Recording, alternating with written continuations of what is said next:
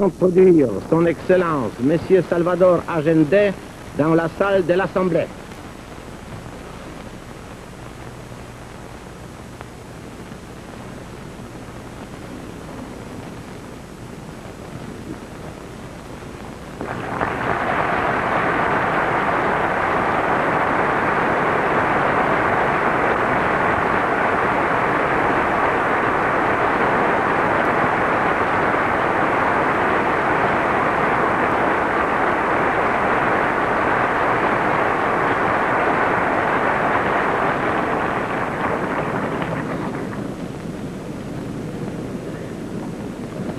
Au nom de l'Assemblée, j'ai l'honneur de souhaiter la bienvenue à son Excellence Monsieur Salvador Allende, président de la République du Chili, et j'ai le grand plaisir de l'inviter à prendre la parole devant l'Assemblée.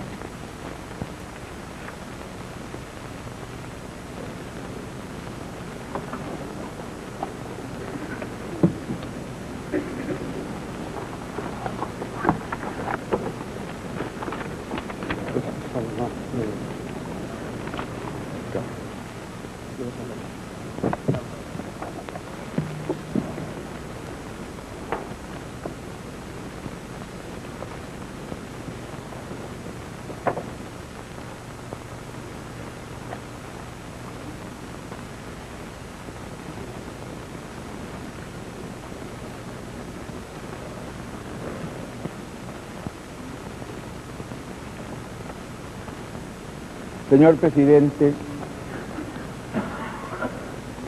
señoras y señores delegados, agradezco el alto honor que se me hace al invitarme a ocupar esta tribuna, la más representativa del mundo y el foro más importante y de mayor trascendencia en todo lo que atañe a la humanidad. Saludo al señor secretario general de las Naciones Unidas, a quien tuvimos el agrado de recibir en nuestra patria en las primeras semanas de su mandato, y a los representantes de más de 130 países que integran la Asamblea. A usted, señor presidente, que proviene de un país con el cual nos unen lazos fraternales, y a quien personalmente apreciamos cuando encabezó la delegación de la República Popular de Polonia a la UNTAC III.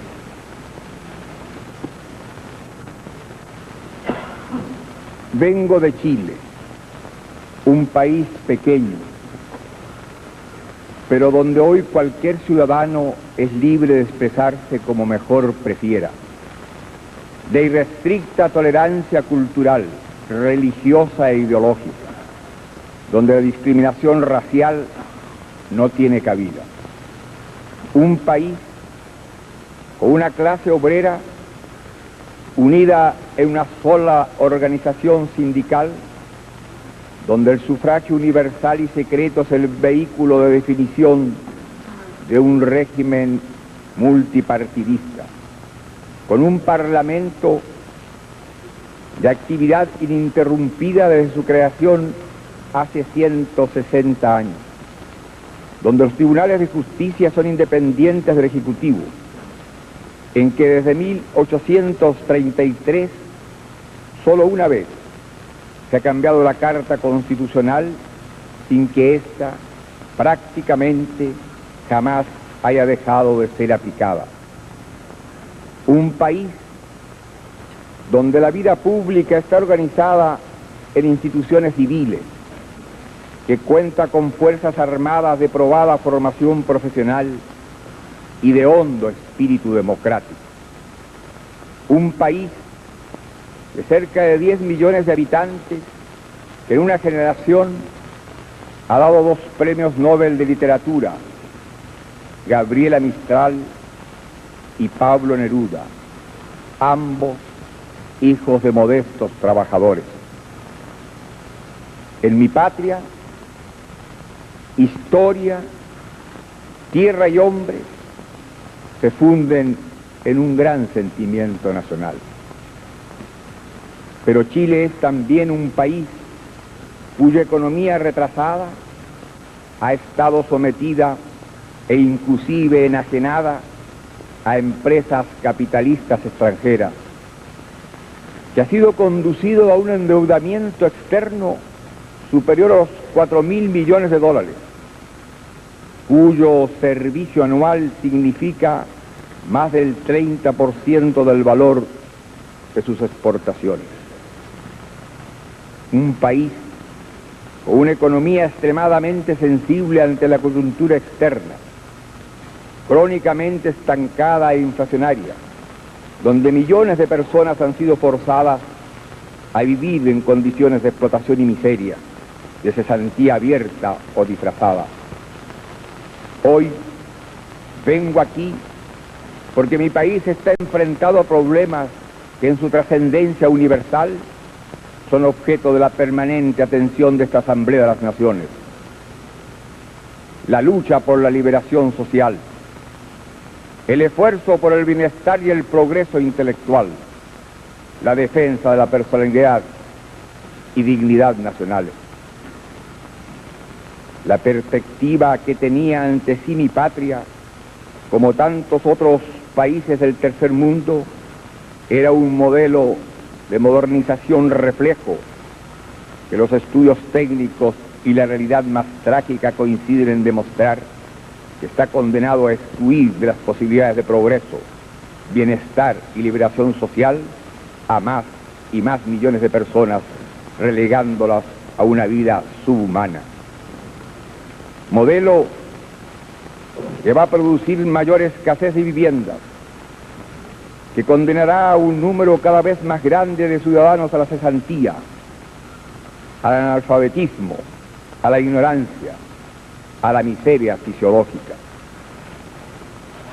La misma perspectiva, en síntesis, que nos ha mantenido en una relación de colonización o de dependencia, que nos ha explotado en tiempos de Guerra Fría, pero también en tiempos de conflagración bélica y también en tiempos de paz.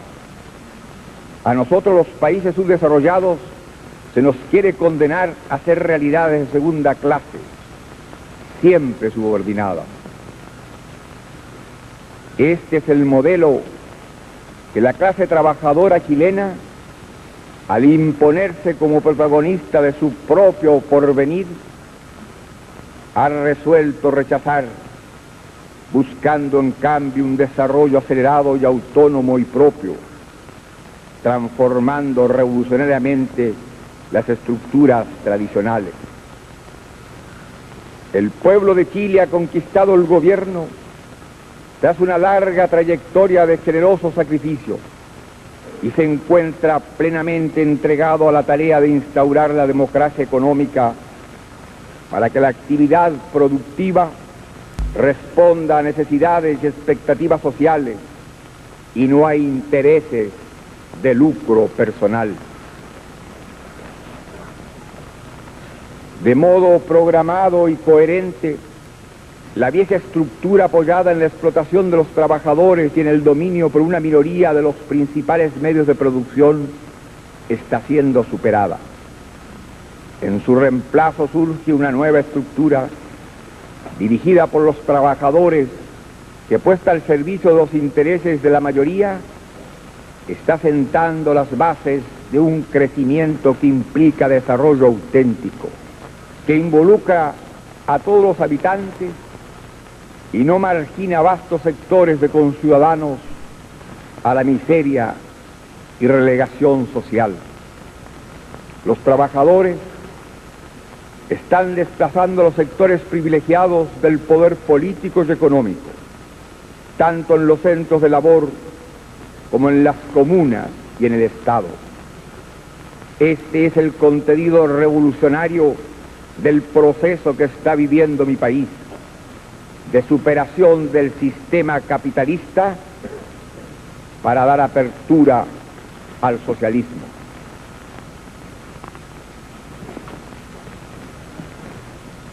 La necesidad de poner al servicio de las enormes carencias del pueblo la totalidad de nuestros recursos económicos iba a la par con la recuperación para Chile de su dignidad. Debíamos acabar con la situación de que nosotros, debatiéndonos contra la pobreza y el estancamiento, tuviéramos que exportar enormes sumas de capital en beneficio de la más poderosa economía del mercado del mundo. La nacionalización de los recursos básicos constituía una reivindicación histórica. Nuestra economía no podía tolerar por más tiempo la subordinación que implicaba tener más del 80% de sus exportaciones en manos de un reducido grupo de grandes compañías extranjeras, que siempre han antepuesto sus intereses a las necesidades de los países en los cuales lucran. Tampoco podíamos aceptar la lacra del latifundio, los monopolios industriales y comerciales, el crédito en beneficio de unos pocos, las brutales desigualdades en la distribución del ingreso.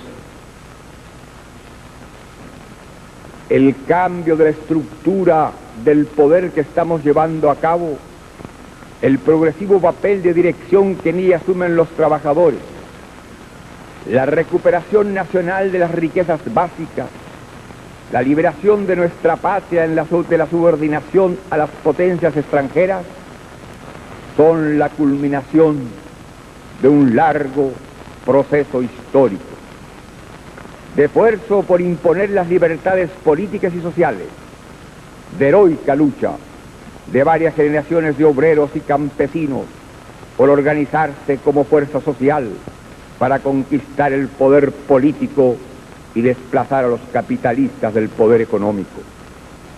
Su tradición, su personalidad, su conciencia revolucionaria permiten al pueblo chileno impulsar el proceso hacia el socialismo, fortaleciendo las libertades cívicas, colectivas e individuales, respetando el pluralismo cultural e ideológico.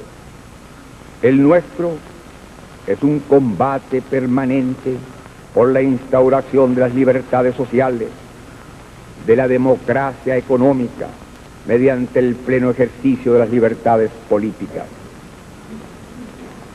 La libertad, la voluntad democrática de nuestro pueblo ha asumido el desafío de impulsar el proceso revolucionario dentro de los marcos de un Estado de Derecho altamente institucionalizado, que ha sido flexible a los cambios y que hoy está frente a la necesidad de ajustarse a la nueva realidad socioeconómica.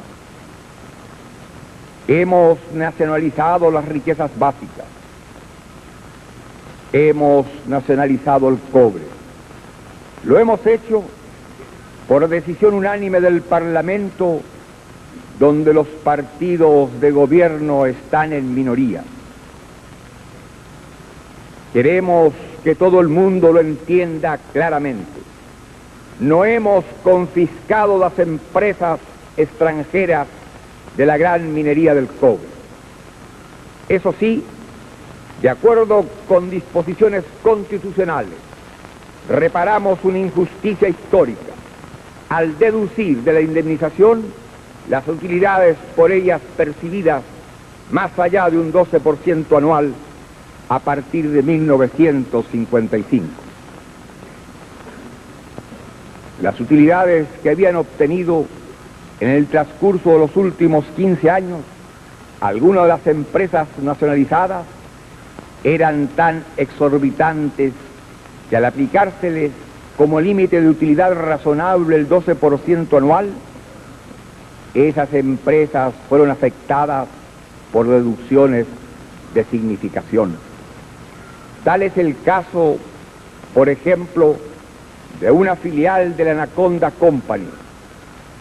Entre 1955 y 1970 obtuvo en Chile una utilidad promedio de 21,5% anual sobre su valor de libro, mientras las utilidades de Anaconda en otros países alcanzaba solo un 3,6% al año. Esa es la situación de una filial de Kennecott Copper Corporation, que en el mismo periodo obtuvo en Chile una utilidad promedio de 52,8% anual, llegando en algunos años a utilidades tan increíbles como el 106% en 1967, el 113% en 1968 y más del 205% en 1969. El promedio de las utilidades de Kennecott en otros países alcanzaba en la misma época a menos del 10% anual. Sin embargo, la aplicación de la norma constitucional ha determinado que otras empresas cupríferas no fueran objeto de descuentos por concepto de utilidades excesivas, ya que sus beneficios no excedieron el límite razonable del 12% anual. Cabe destacar que en los años inmediatamente anteriores a la nacionalización, las grandes empresas del cobre habían iniciado planes de expansión, los que en gran medida han fracasado y para los cuales no aportaron recursos propios, no obstante las grandes utilidades que percibían y que financiaron a través de créditos externos. De acuerdo con las disposiciones legales, el Estado chileno ha debido hacerse cargo de esas deudas, las que ascienden a la enorme cifra de más de 727 millones de dólares. Hemos empezado a pagar incluso deudas de que una de estas empresas había contratado con Kennecott, su compañía matriz en Estados Unidos. Estas mismas empresas que explotaron el cobre chileno durante muchos decenios, solo en los últimos 42 años retiraron más de 4.000 millones de dólares de utilidades, en circunstancia que su inversión inicial no subió de 30 millones. Un simple y doloroso ejemplo en agudo contraste. En mi país hay 700.000 niños que jamás podrán gozar de la vida en términos normalmente humanos, porque en sus primeros 8 meses de existencia no recibieron la cantidad elemental de proteínas. 4.000 millones de dólares transformarían totalmente a mi patria. Solo una pequeña parte de esta suma aseguraría proteínas para siempre a todos los niños de mi patria. La nacionalización del cobre se ha hecho observando escrupulosamente el ordenamiento jurídico interno y con respeto a las normas del derecho internacional, el cual no tiene por qué ser identificado con los intereses de las grandes empresas capitalistas. Este es, en síntesis, el proceso que mi patria vive, que he creído conveniente presentar en esta asamblea con la autoridad que nos da el que estemos cumpliendo con rigor las recomendaciones de las Naciones Unidas y apoyándonos en el esfuerzo interno como base del desarrollo económico y social. Aquí, en este foro, se ha aconsejado el cambio de las instituciones y de las estructuras atrasadas, la movilización de los recursos nacionales, naturales y humanos, la redistribución del ingreso, dar prioridad a la educación y a la salud, así como a la atención de los sectores más pobres. Todo esto es parte esencial de nuestra política y se halla en pleno proceso de ejecución. Por eso resulta tanto más doloroso tener que venir a esta tribuna a denunciar que mi país es víctima de una grave agresión. Habíamos previsto dificultades y resistencias externas para llevar a cabo nuestro proceso de cambio, sobre todo frente a la nacionalización de nuestros recursos naturales. El imperialismo y su crueldad tienen un largo y ominoso historial en América Latina. Está muy cerca la dramática y heroica experiencia de Cuba. También lo está la del Perú, que ha debido sufrir las consecuencias de su decisión de disponer soberanamente de su petróleo. En plena década del 70, después de tantos acuerdos y resoluciones de la comunidad internacional, en las que se reconoce el derecho soberano de cada país a disponer de sus recursos naturales en beneficio de su pueblo, después de la adopción de los pactos internacionales sobre derechos económicos, sociales y culturales, y de la estrategia para el segundo decenio del desarrollo que solemnizaron tales acuerdos, somos víctimas de una nueva manifestación del imperialismo, más sutil, más certera y terriblemente eficaz para impedir el ejercicio de nuestros derechos de Estado soberano. Desde el momento mismo en que triunfamos electoralmente, el 4 de septiembre de 1970, estamos afectados por el desarrollo de una presión externa de gran envergadura que pretendió impedir la instalación de un gobierno libremente elegido por el pueblo y derrocarlo desde entonces. Que ha querido aislarnos del mundo, estrangular la economía y paralizar el comercio del principal producto de exportación, el cobre, y privarnos del acceso a las fuentes de financiamiento internacional. Estamos conscientes de que cuando denunciamos el bloqueo financiero económico con que se nos agrede, tal situación aparece difícil de ser comprendida con facilidad por la opinión pública internacional y aún por algunos de nuestros compatriotas. Porque no se trata de una agresión abierta, que haya sido declarada sin embozo ante la faz del mundo.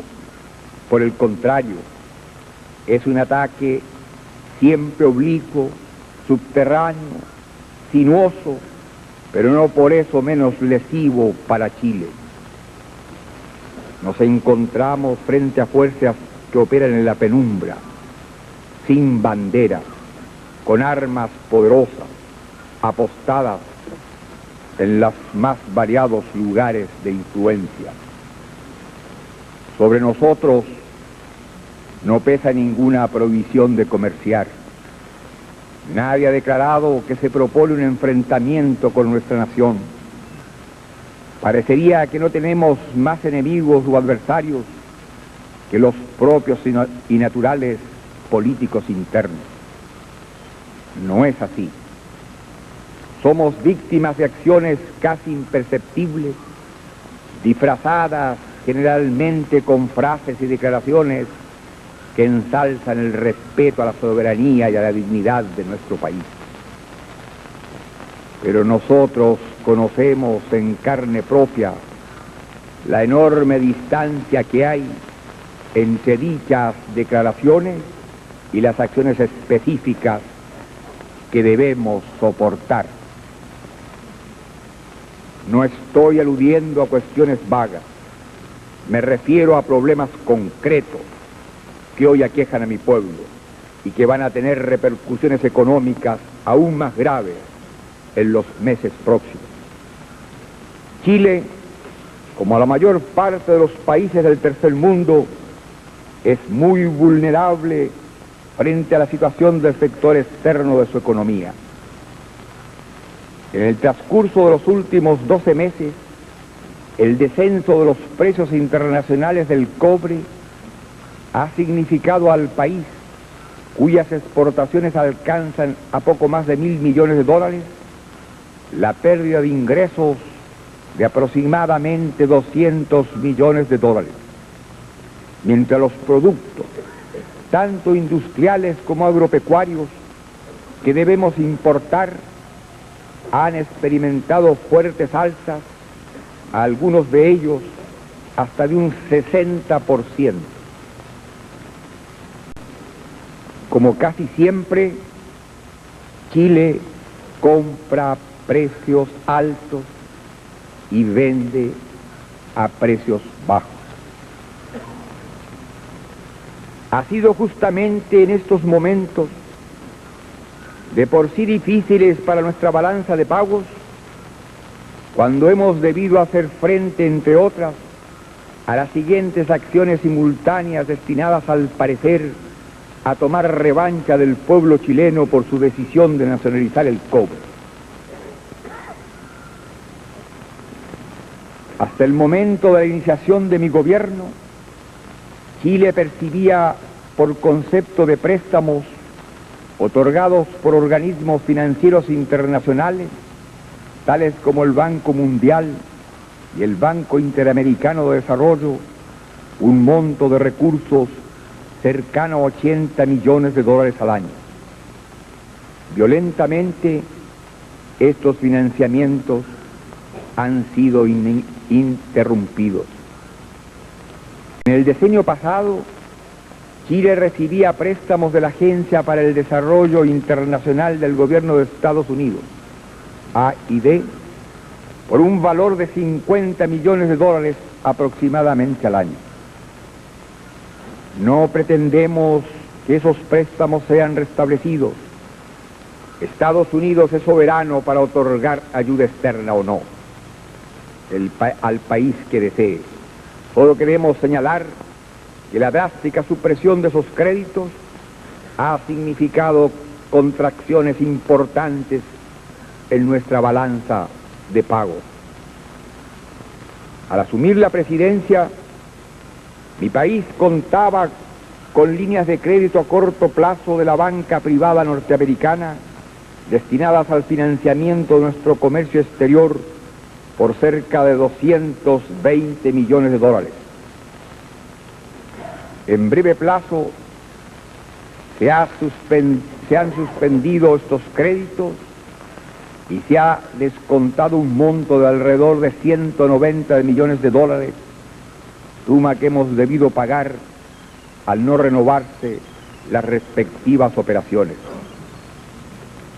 Como la mayor parte de los países de América Latina, Chile, por razones tecnológicas y de otro orden, debe efectuar importantes adquisiciones de bienes de capital en Estados Unidos.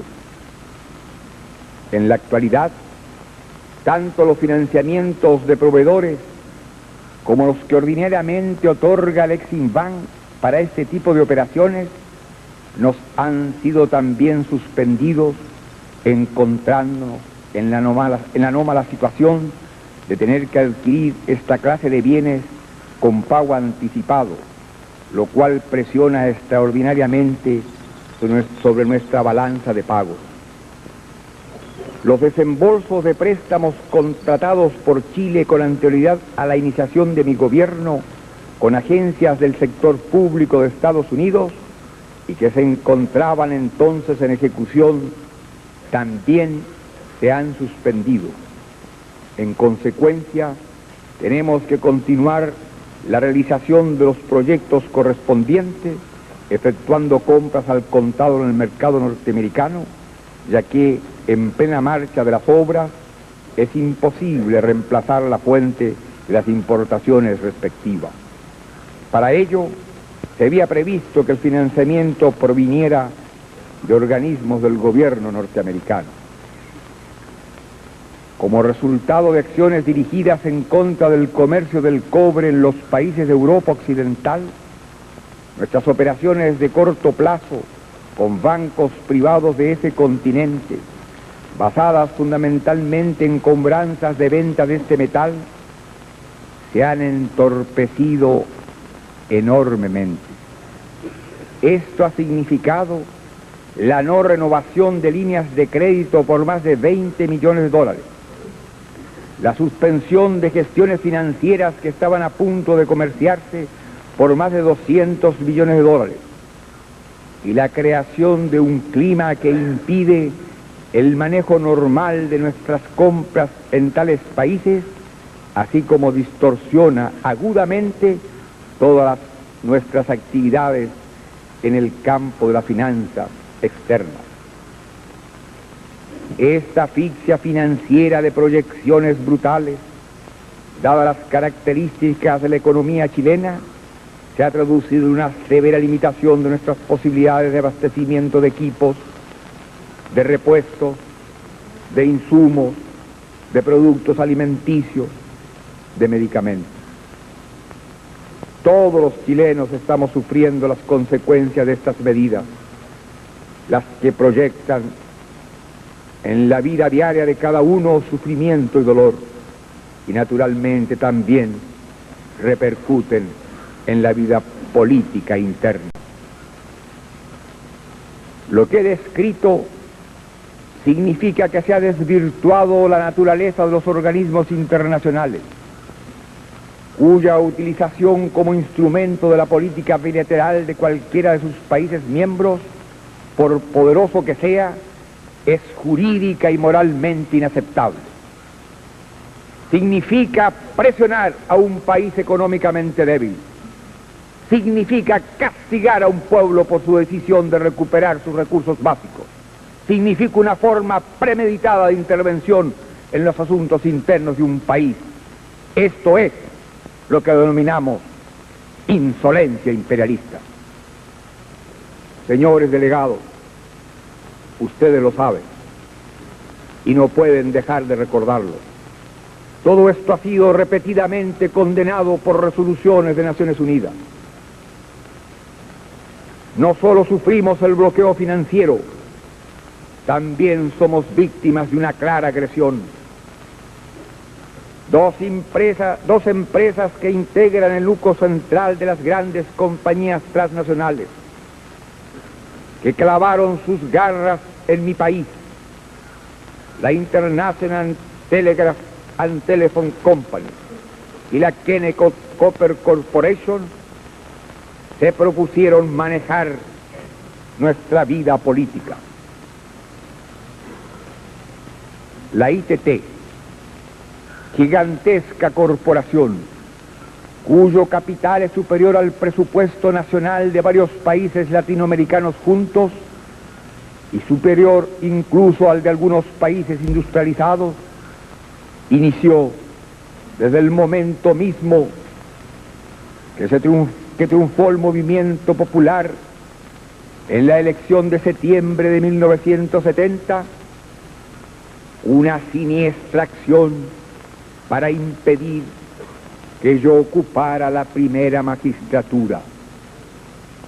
Entre septiembre y noviembre del año mencionado, se desarrollaron en mi patria acciones terroristas planeadas fuera de nuestras fronteras, en colusión con grupos fascistas internos, las que culminaron con el asesinato del comandante en jefe del ejército, general René Snyder Cheró, hombre justo y gran soldado, símbolo del constitucionalismo de las Fuerzas Armadas de Chile.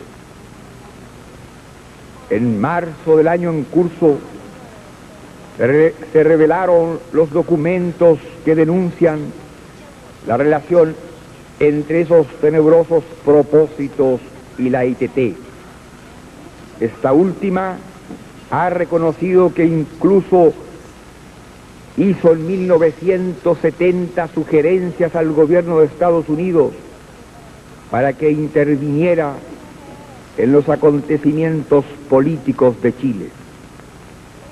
Los documentos son auténticos. Nadie ha osado desmentirlos. Posteriormente, el mundo se enteró con estupor, en junio último, de distintos aspectos de un nuevo plan de acción que la misma ITT presentara al gobierno norteamericano con el propósito de derrocar a mi gobierno en el plazo de 6 meses. Tengo en mi portafolio el documento fechado en octubre de 1971 que contiene los 18 puntos que constituían el plan que comento. Se proponía el estrangulamiento económico, el sabotaje diplomático, el desorden social, crear el pánico en la población para que al ser sobrepasado el gobierno, las Fuerzas Armadas fueran impulsadas a quebrar el régimen democrático e imponer una dictadura.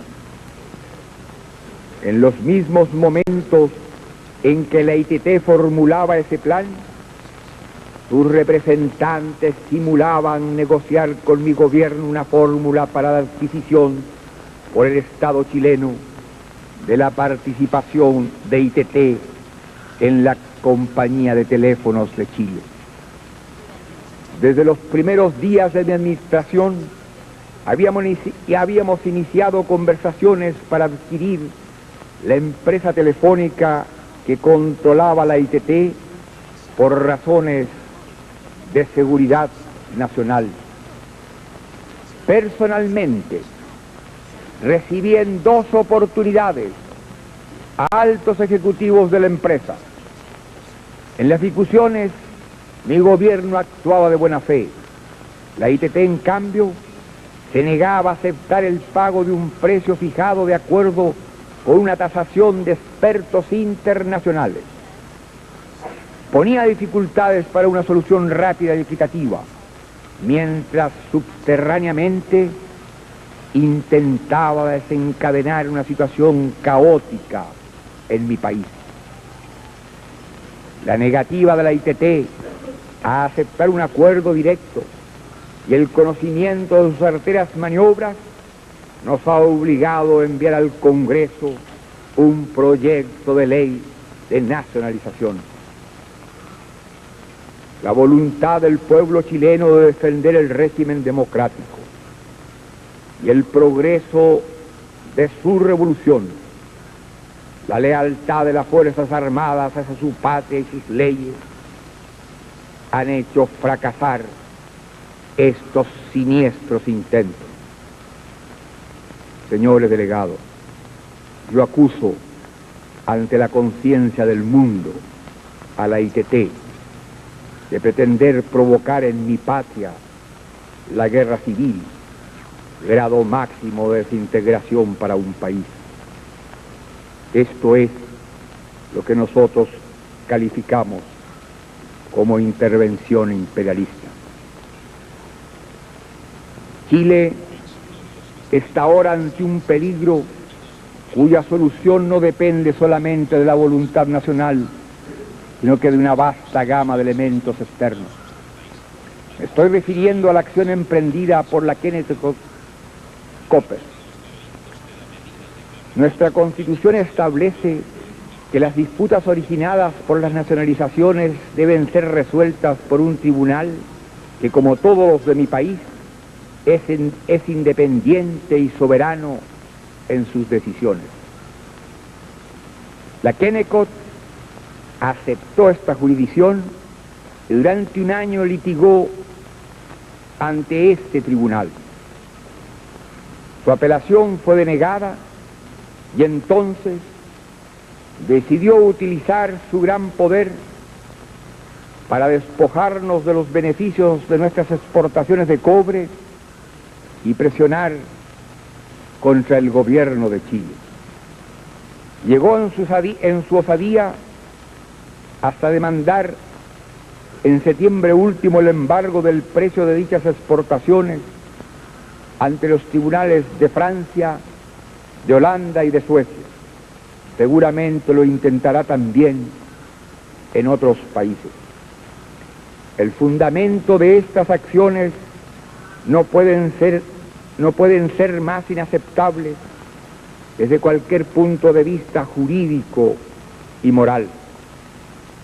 La Kennecott pretende que tribunales de otras naciones que nada tienen que ver con los problemas o negocios que existan entre el Estado chileno y la compañía Kennecott Copper decidan que es nulo un acto soberano de nuestro gobierno, realizado en virtud de un mandato de la más alta jerarquía, como es el dado por la Constitución política y refrendado por la unanimidad del pueblo chileno. Esa pretensión choca contra los principios esenciales del derecho internacional, en virtud de los cuales los recursos naturales de un país, sobre todo cuando se trata de aquellos que constituyen su vida, le pertenecen y puede disponerse libremente de ellos. No existe una ley internacional aceptada por todos, o en este caso, un tratado específico que así lo acuerde. La comunidad mundial, organizada bajo los principios de las Naciones Unidas, no acepta una interpretación del derecho internacional subordinado a los intereses del capitalismo, que lleve a los tribunales de cualquier país extranjero a amparar una estructura de relaciones económicas al servicio de aquel. Si así fuera, se estaría vulnerando un principio fundamental de la vida internacional, el de no intervención en los asuntos internos de un Estado, como expresamente lo reconoció la tercera UNTA. Estamos regidos por el derecho internacional aceptado reiteradamente por las Naciones Unidas, en particular en la resolución 1803 de la Asamblea General, normas que acaba de reforzar la Junta de Comercio y Desarrollo, precisamente teniendo como base la denuncia que mi país formuló contra la Kennecott. La resolución respectiva, junto con reafirmar el derecho soberano de todos los países a disponer libremente de sus recursos naturales, declaró, cito, en aplicación de este principio, las nacionalizaciones que los estados lleven a cabo para rescatar estos recursos son expresión de una facultad soberana, por lo que corresponde a cada estado fijar las modalidades de tales medidas, y las disputas que puedan suscitarse con motivo de ellas son de recurso exclusivo de sus tribunales, sin perjuicio de lo dispuesto en la resolución 1803 de la Asamblea General. Hasta aquí la cita. La resolución 1803 excepcionalmente permite la intervención de jurisdicciones internacionales, siempre que, y vuelvo a citar, exista acuerdo entre Estados soberanos y otras partes interesadas. Termina aquí la cita. Esta es la única tesis aceptable de las Naciones Unidas. Es la única que está conforme con su filosofía y sus principios. Es la única que puede proteger el derecho de los débiles contra el abuso de los fuertes. ¿Cómo no podría ser de otra manera? Hemos obtenido de los tribunales de París el levantamiento del embargo que pesaba sobre el valor de una exportación de nuestro cobre. Seguiremos defendiendo sin desmayo la exclusiva competencia de los tribunales chilenos para conocer de cualquier diferendo relativo a la nacionalización de nuestro recurso básico. Para Chile, esta no es solo una importante materia de interpretación jurídica, es un problema de soberanía. Señores delegados, es más, es un problema de supervivencia. La agresión de la Kennecott causa perjuicios graves a nuestra economía. Solamente dificultades directas impuestas a la comercialización del cobre han significado a Chile en 2 meses pérdidas ya de muchos millones de dólares. Pero eso no es todo. Ya me he referido a los efectos vinculados al entorpecimiento de las operaciones financieras de mi país con la banca de Europa Occidental. Evidentemente es también el propósito de crear un clima de inseguridad ante los compradores de nuestro principal producto de exportación, lo que no se logrará. Más allá se dirigen en este momento los designios de esta empresa imperialista, porque no puede esperar que en definitiva ningún poder político o judicial prive a Chile de lo que legítimamente le pertenece. Busca doblegarnos, jamás lo conseguirá. La agresión de las grandes empresas capitalistas pretende impedir la emancipación de las clases populares. Representa un ataque directo contra los intereses económicos de los trabajadores, en el caso concreto, contra Chile. Señores delegados, el chileno es un pueblo que ha alcanzado la madurez política para decidir mayoritariamente el reemplazo del sistema económico capitalista por el socialista. Nuestro régimen político ha contado con instituciones suficientemente abiertas para encauzar esta voluntad revolucionaria sin quiebras violentas.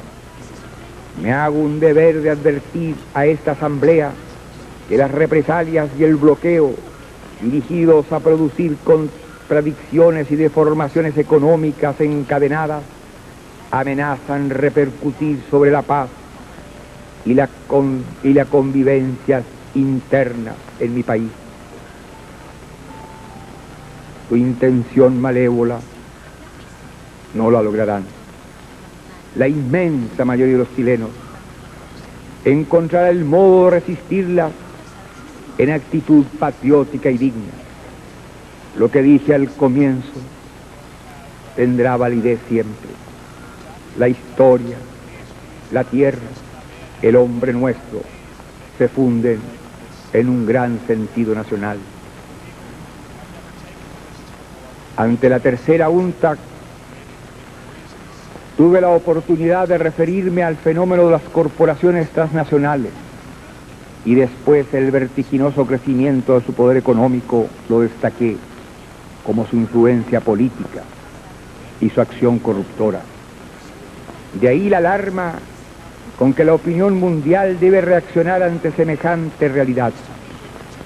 El poderío de estas corporaciones es tan grande que traspasa todas las fronteras. Todas las inversiones en el extranjero de las compañías estadounidenses crecieron o alcanzaron a 32 millones de dólares, a 32.000 millones de dólares, y crecieron entre 1950 y 70 a un ritmo de 10% al año, mientras las exportaciones de ese país aumentaron solo un 5%. Sus utilidades están trastocando las prácticas tradicionales del comercio entre los estados, de transferencia tecnológica, de transmisión de recursos entre las naciones y las relaciones laborales. Estamos frente a un verdadero conflicto frontal sobre las grandes corporaciones transnacionales y los estados. Estos aparecen interferidos en sus decisiones fundamentales, políticas, económicas y militares por organizaciones globales que no dependen de ningún estado y que en la suma de sus actividades no responden ni están fiscalizadas por ningún parlamento, por ninguna institución representativa del interés colectivo. En una palabra, es toda la estructura política del mundo la que está siendo socavada. Los mercaderes no tienen patria. El mero lugar donde están no constituye un vínculo. Lo que les interesa es donde obtienen sus ganancias. Esta frase no es mía, pertenece a Jefferson. Las grandes empresas transnacionales no solo atentan contra los intereses genuinos de los países en desarrollo, sino que su acción avasalladora e incontrolada se da también en los países industrializados donde se asientan. Ello ha sido denunciado en los últimos tiempos en Europa y Estados Unidos, lo que ha originado una investigación en el propio Senado norteamericano. Ante este peligro, los pueblos desarrollados no están más seguros que los subdesarrollados. Es un fenómeno que ya ha provocado la creciente movilización de los trabajadores organizados, incluyendo las grandes entidades sindicales que existen en el mundo. Una vez más, la actuación solidaria internacional de los trabajadores deberá enfrentar a un adversario común, el imperialismo. Fueron estos actos los que principalmente decidieron al Consejo Económico y Social de las Naciones Unidas, a raíz de la denuncia presentada por Chile, a aprobar en julio pasado por unanimidad una resolución disponiendo la convocatoria de un grupo de personalidades mundiales para que estudien, cito, la función y los efectos de las corporaciones transnacionales en el proceso de desarrollo, especialmente de los países en desarrollo, y sus repercusiones en las relaciones internacionales, y que presente recomendaciones para una acción internacional apropiada. Termina aquí la cita. El nuestro no es un problema aislado ni único, es la manifestación local de una realidad que nos desborda, que abarca al continente latinoamericano y al tercer mundo. Con intensidad variable, con peculiaridades singulares, todos los países periféricos están expuestos a algo semejante. En los países desarrollados, el concepto de la solidaridad humana debe sentir repugnancia porque un grupo de empresas llegue a poder interferir impunemente en el engranaje más vital de la vida de una nación hasta perturbarlo totalmente. El portavoz del grupo africano, al anunciar en la Junta de Comercio y Desarrollo hace algunas semanas la posición de estos países frente a la denuncia que hizo Chile por la agresión de la Kennecott, declaró que su grupo solidarizaba plenamente con Chile porque no se trataba de una materia que afectara solo a una nación, sino que potencialmente a todo el mundo en desarrollo.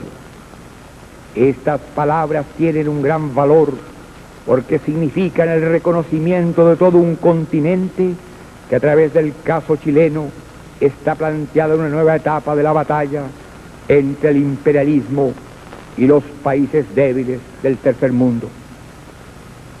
La batalla por la defensa de los recursos naturales es parte de la que libran los países del tercer mundo por vencer el subdesarrollo.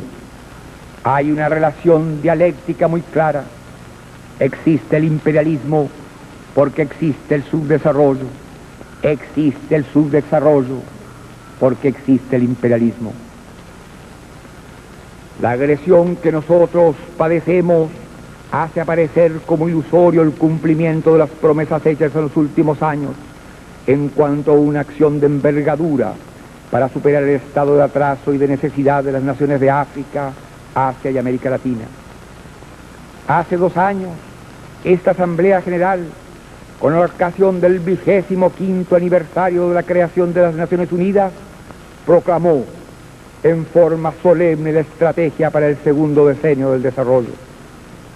Por ella, todos los Estados miembros de la organización se comprometieron a no omitir esfuerzos para transformar, a través de medidas concretas, la actual injusta división internacional del trabajo y para colmar la enorme brecha económica y tecnológica que separa a los países opulentos de los países en vías de desarrollo.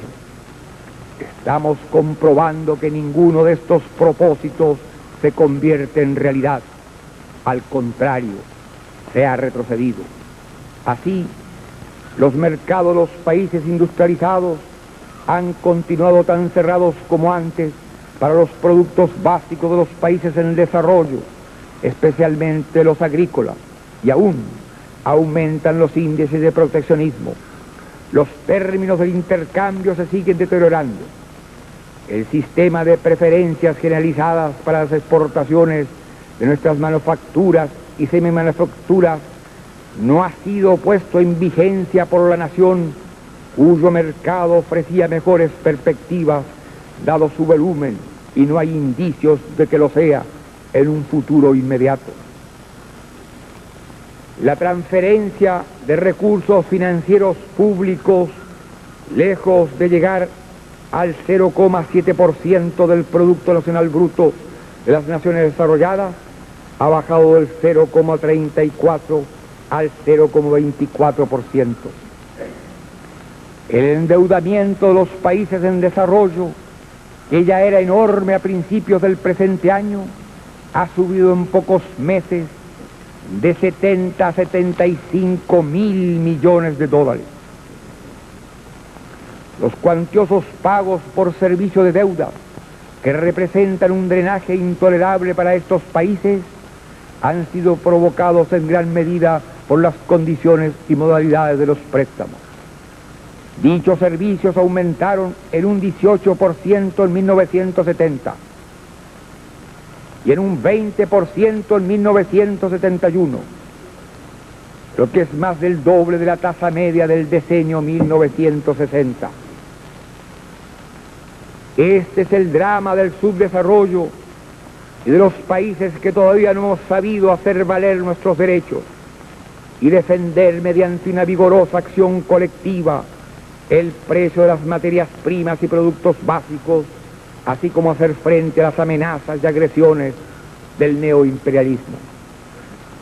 Somos países potencialmente ricos, vivimos en la pobreza, deambulamos de un lugar a otro pidiendo créditos y ayuda, y sin embargo somos, paradoja propia del sistema económico capitalista, grandes exportadores de capitales.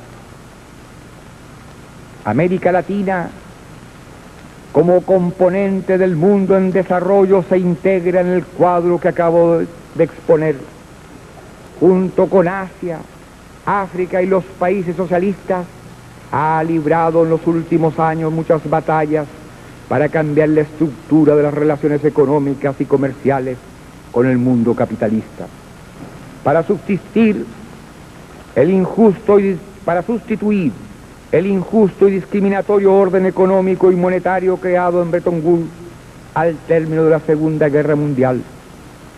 Cierto es que entre muchos países de nuestra región y de los otros continentes en desarrollo se comprueban diferencias en el ingreso nacional, y aún las hay dentro de aquella donde existen varios países que podrían ser considerados como de menor desarrollo relativo entre los subdesarrollados. Pero tales diferencias, que muchos se mitigan al compararlas con el Producto Nacional del mundo industrializado, no margina a Latinoamérica del vasto sector postergado y explotado de la humanidad.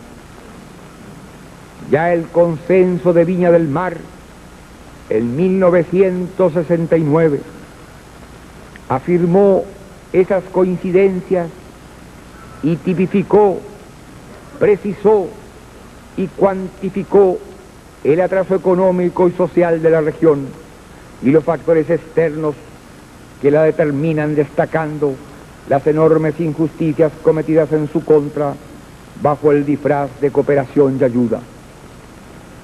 Porque en América Latina grandes ciudades que muchos admiran ocultan el drama de cientos de miles de seres que viven en poblaciones marginales, producto de un pavoroso desempleo y subempleo. Esconden las desigualdades profundas entre pequeños grupos privilegiados y las grandes masas, cuyos índices de nutrición y de salud no superan a los de África, y caso no tienen acceso a la cultura.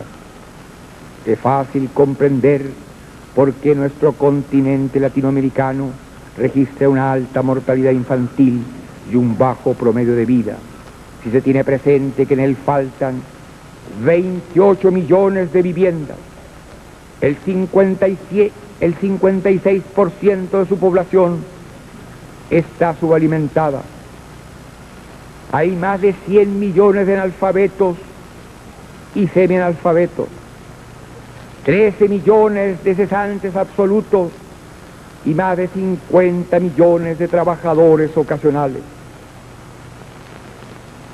Más de 20 millones de latinoamericanos no conocen la moneda ni siquiera como medio de intercambio.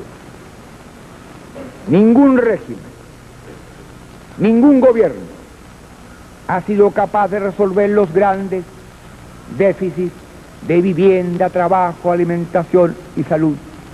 Por el contrario, estos se acrecientan año a año con el aumento vegetativo de la población. De continuar este estado de cosas, ¿qué ocurrirá cuando seamos más de 600 millones de habitantes a fines del siglo? Tal realidad es aún más cruda en Asia y África, cuyo ingreso per cápita es más bajo y cuyo proceso de desarrollo acusa mayor debilidad. No siempre se percibe que el subcontinente latinoamericano, cuyas riquezas potenciales son enormes, ha llegado a ser el principal campo de acción del imperialismo económico en los últimos 30 años. Según datos recientes del Fondo Monetario Internacional, la cuenta de inversiones privadas de los países desarrollados en América Latina arroja un déficit contra esta de 9.000 millones de dólares entre 1960 y 1970. En una palabra, esta suma representa un aporte neto de capitales de nuestra región al mundo opulento en un decenio. Chile se siente profundamente solidario con América Latina sin excepción alguna. Por ello propicia y respeta estrictamente la política de no intervención y de autodeterminación que aplicamos en el plano mundial. Estimulamos fervorosamente el incremento de nuestras relaciones económicas y culturales. Somos partidarios de la complementación y de la integración de nuestras economías. De ahí que trabajemos con entusiasmo dentro del cuadro de la LALC y como primer paso por la formación del mercado común de los países andinos que nos une con Bolivia, Colombia, Perú y Ecuador. América Latina deja atrás la época de las protestas y necesidades y estadísticas que contribuyeron a robustecer su sistema su toma de conciencia. Han sido destruidas por la realidad las fronteras ideológicas. Han sido quebrados los propósitos divisionistas y ilusionistas. Y surge el afán de coordinar la ofensiva de la defensa de los intereses de los pueblos en el continente y en los demás países en desarrollo. Aquellos que imposibilitan la revolución pacífica hacen que la revolución violenta sea inevitable. La frase no es mía, la comparto, pertenece a John Kennedy.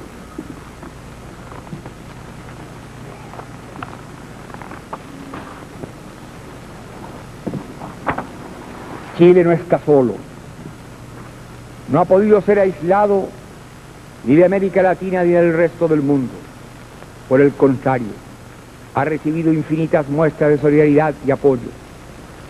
Para derrotar los intentos de crear en torno nuestro un cerco hostil, que conjugaron el creciente repudio al imperialismo, el respeto que merecen los esfuerzos del pueblo chileno y la respuesta a nuestra política de amistad con todas las naciones del mundo.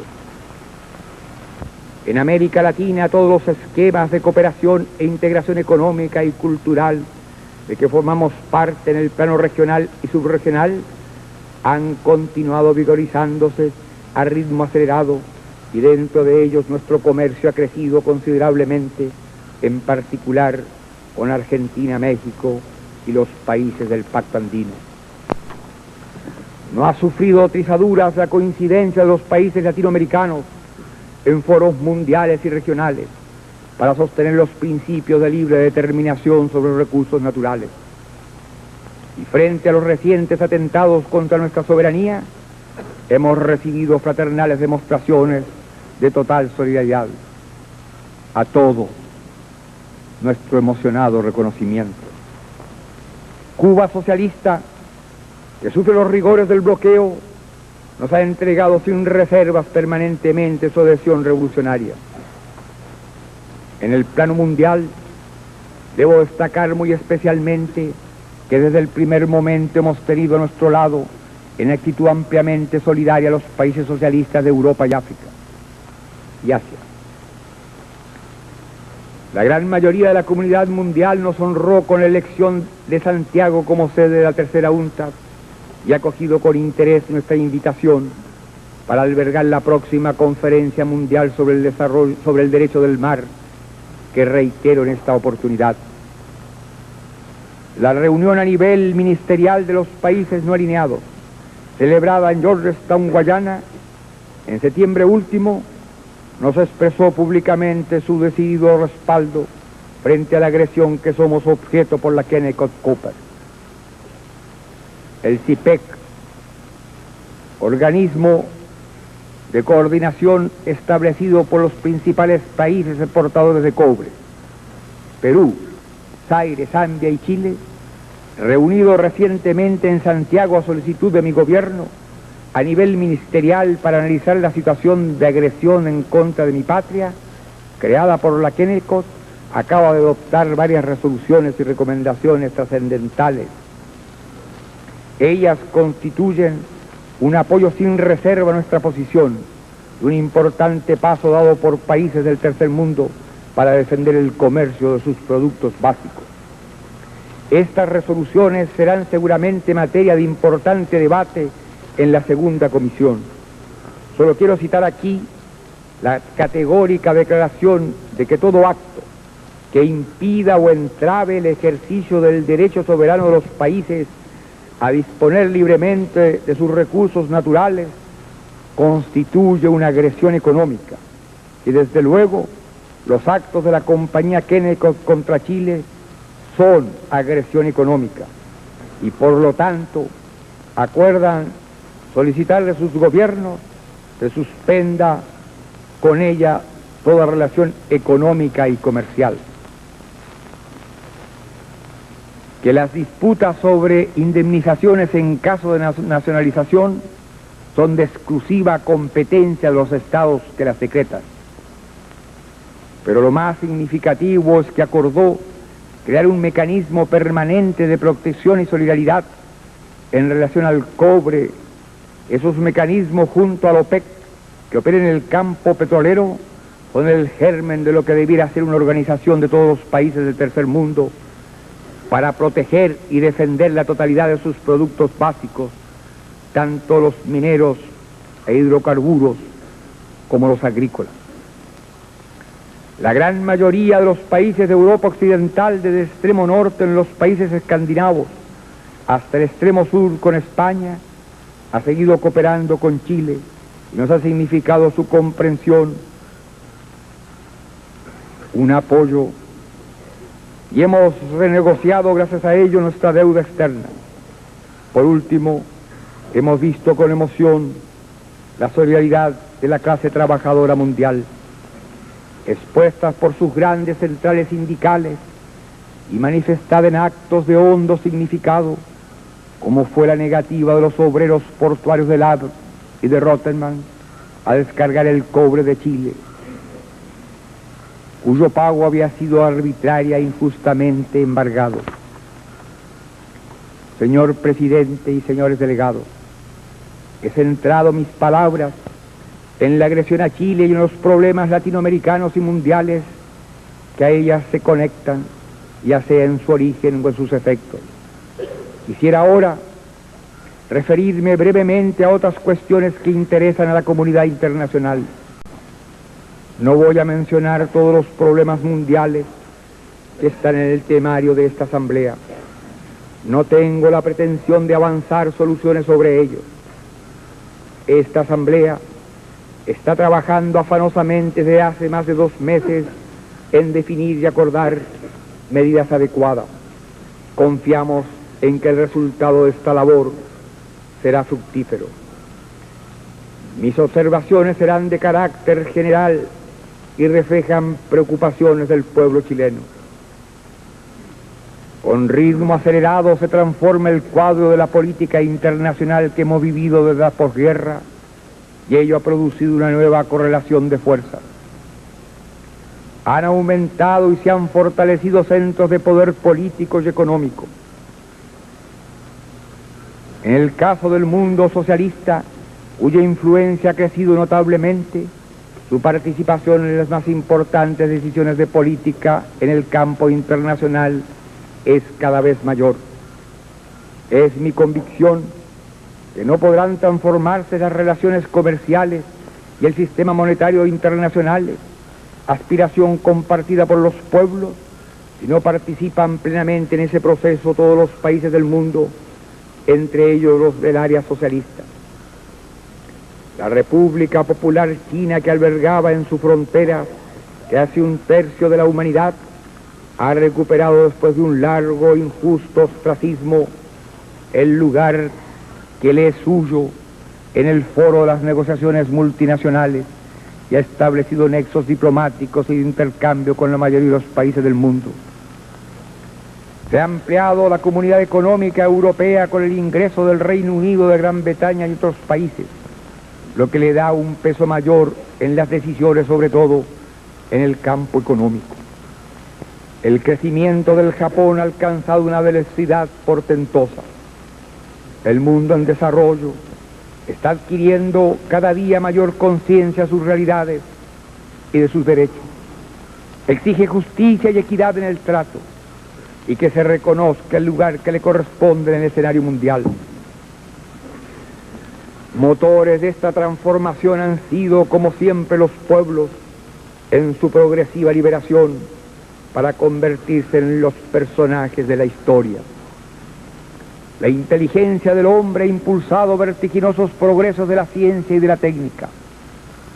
La persistencia y el vigor de la política de coexistencia pacífica, de independencia económica y de progreso social que han promovido las naciones socialistas ha contribuido decididamente al alivio de las tensiones que dividieron al mundo durante más de 20 años y ha determinado la aceptación de nuevos valores en la sociedad y en las relaciones internacionales.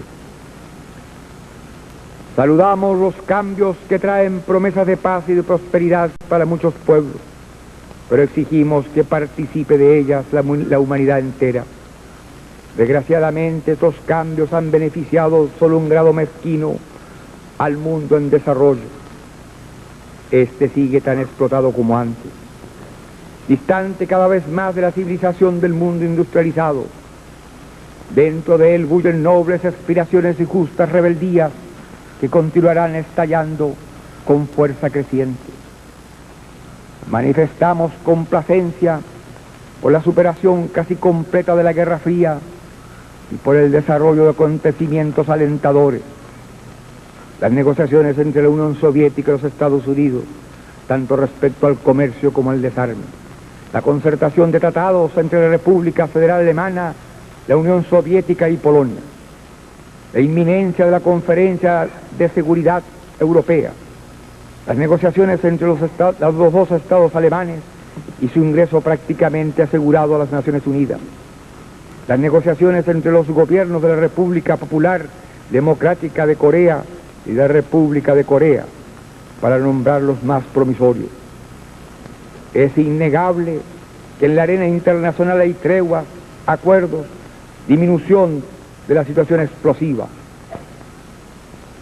Pero hay demasiados conflictos aún no resueltos que exigen la voluntad de concordia de las partes o la colaboración de la comunidad internacional y de las grandes potencias.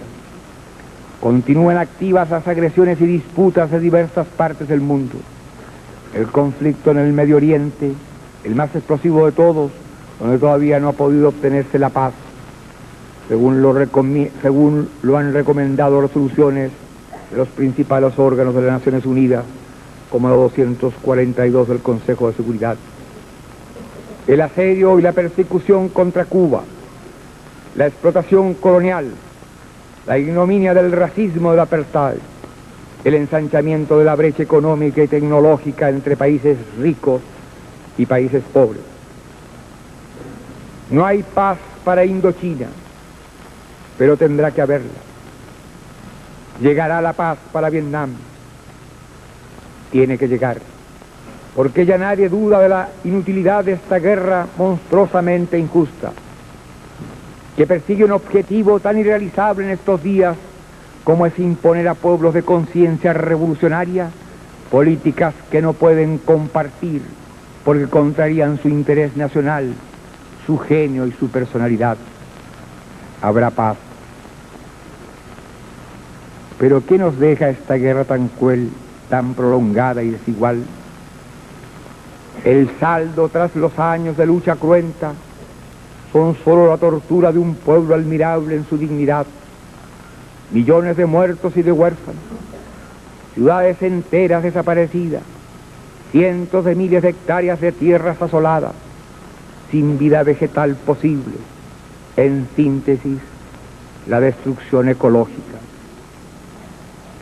La sociedad norteamericana conmovida, miles de hogares sumidos en el pesar por la ausencia de los suyos.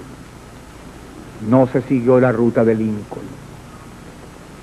Esta guerra deja también lecciones que el abuso de la fuerza desmoraliza al que la emplea y produce profundas dudas en su propia conciencia social. Que la convicción de un pueblo que defiende su independencia lo lleva al heroísmo y lo hace capaz de resistir la violencia material del más gigantesco aparato militar y económico.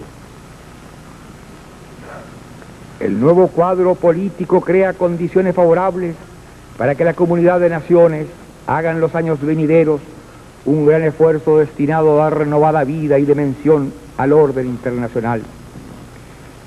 Dicho esfuerzo deberá inspirarse en los principios de la Carta y en otros que la comunidad ha ido agregando, por ejemplo, los de la tercera UNCTAD. Como lo hemos dicho, tres conceptos fundamentales que presiden las responsabilidades entregadas a las Naciones Unidas debieran servirle de guía. El de la seguridad colectiva política, el de la seguridad colectiva económico-social y el del respeto universal a los derechos esenciales del hombre, incluyendo los de orden económico, social y cultural, sin discriminación alguna. Damos particular importancia a la tarea de afirmar la seguridad económica colectiva, en la cual tanto han insistido recientemente Brasil y el secretario general de las Naciones Unidas.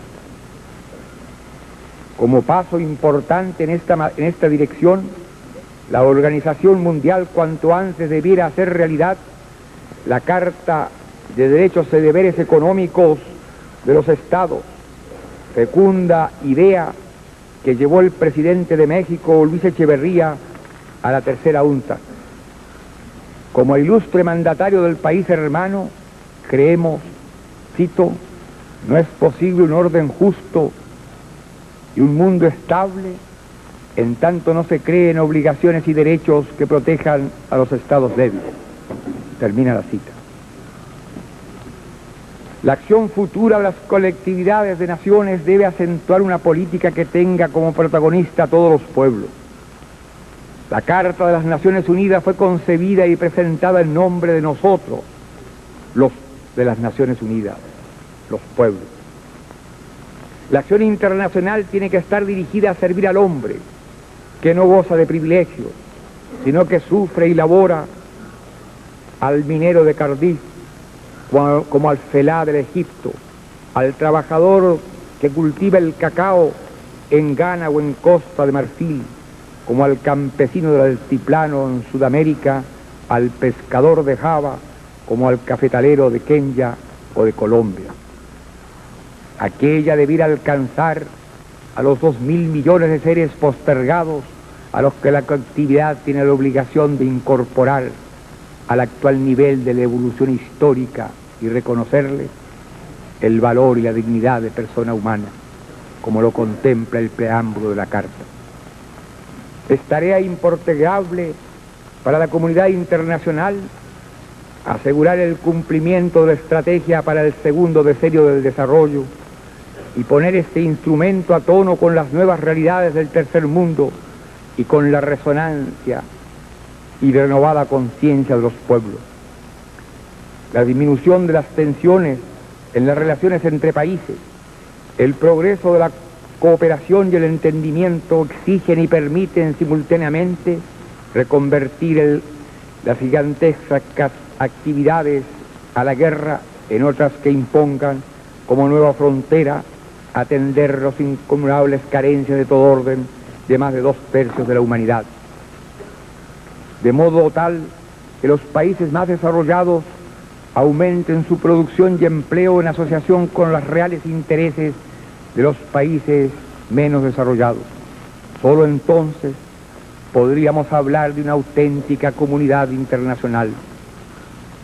La presente asamblea deberá concretar la realización de la Conferencia Mundial para establecer el llamado derecho del mar, es decir, un conjunto de normas que reglen de modo global todo lo referente al uso y explotación del vasto espacio marino, comprendiendo su subsuelo. Es esta una tarea grandiosa y promisoria para las Naciones Unidas, porque estamos frente a un problema del cual recién la humanidad como un todo adquiere conciencia y aún muchas situaciones establecidas pueden conciliarse perfectamente con el interés general. Quiero recordar que cupo a los países del extremo sur de América, Ecuador, Perú y Chile, iniciar hace justo 20 años esta toma de conciencia que culminará con la adopción de un tratado sobre el derecho del mar. Es imperativo ese tratado y en él debe incluirse el principio aprobado por la tercera UNCTAD sobre los derechos de los estados ribereños a los recursos dentro de su mar jurisdiccional. Y al mismo tiempo cree los instrumentos y los mecanismos para que el espacio marino extrajurisdiccional sea patrimonio común de la humanidad y sea explotado en beneficio de todos por una autoridad internacional. Reafirmo nuestra esperanza en la misión de las Naciones Unidas. Sabemos que sus éxitos o sus fracasos dependen de la voluntad política de los Estados y de su capacidad para interpretar los anhelos de la inmensa mayoría de la raza humana. De ellos depende que Naciones Unidas pueda ser un foro meramente convencional o un instrumento eficaz. He traído hasta aquí la voz de mi país, que está unido frente a las presiones externas. Un país que pide comprensión, que reclama justicia, la merece, porque siempre ha respetado los principios de autodeterminación y ha observado estrictamente el de no intervención en los asuntos internos de otros estados. Nunca se ha apartado del cumplimiento de sus obligaciones internacionales y ahora cultiva relaciones amistosas con todos los países del orbe. Cierto es que con algunos tenemos diferencias, pero no hay ninguna que no estemos dispuestos a discutir, utilizando para ellos instrumentos multilaterales o bilaterales que hemos suscrito.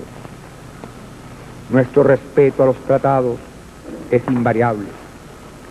Señores delegados, he querido reafirmar así enfáticamente que la voluntad de paz y cooperación universales es una de las características dominantes del pueblo chileno.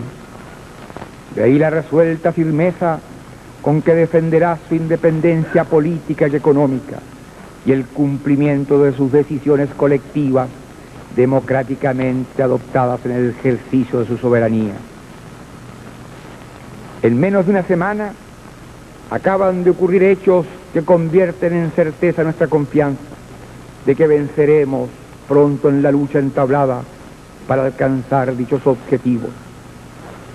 La franca y directa y cálida conversación sostenida con el distinguido presidente del Perú, general Juan Velasco Alvarado, quien reiteró públicamente la solidaridad plena de su país con Chile ante los atentados que acabamos de denunciar ante ustedes. Los acuerdos de CIPEC que ya cité y mi visita a México. Es difícil, casi imposible describir la profundidad, la firmeza, el afecto del apoyo que nos fue brindado por el gobierno y el pueblo mexicano. Recibí tales demostraciones de adhesión del presidente Luis Echeverría, del Parlamento, las universidades y sobre todo el pueblo, expresándose en forma multitudinaria, que la emoción todavía me embarga y me abruma por su infinita generosidad. Vengo reconfortado porque después de estas experiencias sé ahora, con certidumbre absoluta, que la conciencia de los pueblos latinoamericanos acerca de los peligros que nos amenazan a todos ha adquirido una nueva dimensión y que ellos están convencidos de que la unidad es la única manera de defenderse de este grave peligro. Cuando se siente el fervor de cientos de miles y miles de hombres y mujeres apretándose en las calles y plazas para decir con decisión y esperanza: estamos con ustedes, no cesen, vencerán. Toda duda se disipa, toda angustia se desvanece. Son los pueblos, todos los pueblos al sur del río Bravo, que se yerguen para decir: basta, basta a la dependencia, basta a las presiones, basta a la intervención, para afirmar el derecho soberano de todos los países en desarrollo a disponer libremente de sus recursos naturales. Existe una realidad hecha voluntad y conciencia en más de 250 millones de seres que exigen ser oídos y respetados. Cientos de miles y miles de chilenos me despidieron con fervor al salir de mi patria y me entregaron el mensaje que he traído a esta Asamblea Mundial. Estoy seguro que ustedes, representantes de las naciones de la tierra, sabrán comprender mis palabras. Es nuestra confianza en nosotros lo que incrementa nuestra fe en los grandes valores de la humanidad y en la certeza de que esos valores tendrán que prevalecer, no podrán ser destruidos.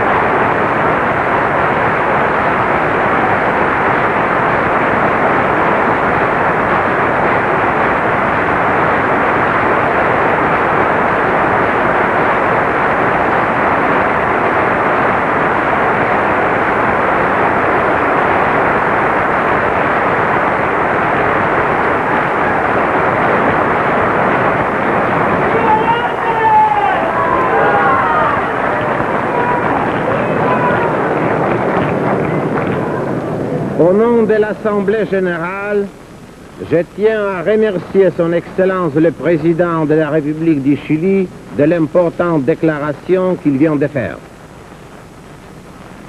J'ai pris les représentants de bien vouloir demeurer dans la salle pendant que le secrétaire général et moi-même accompagnons le Président de la République. La séance plénière sera levée aussitôt après.